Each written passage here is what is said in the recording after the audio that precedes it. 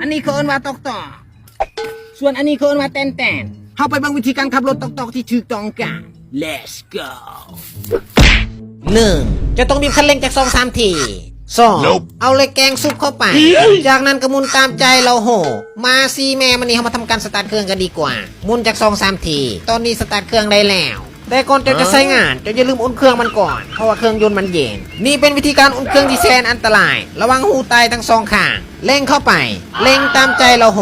มาซีแม่มันนี่ของจริงมันต้องแบบนี้3. กดเบรกสายพานลงไปแล้วก็เข้าเกียร์ใดทันทีจากนั้นก็ดึงสายพานขึ้นมาใหม่เพื่อให้รถยนต์มันเดินไปข้างหน้าส่วนคนขับก็ก้าวขาไปทางหลังแล้วก็มานั่งห้อยหำตรงเตงเป็นตาสะอ่อนฟังเพลงไม้พิลมพรเดินตามทางลูกรังจังแมนมันมวนอีหลีมาซีแม่มันนี่เป็นวิธีการขับรถตอกๆที่ถูกวิธีการขับรถตอกๆที่ถูกต้องมันต้องขับแบบนี้สุดยอดจริงๆ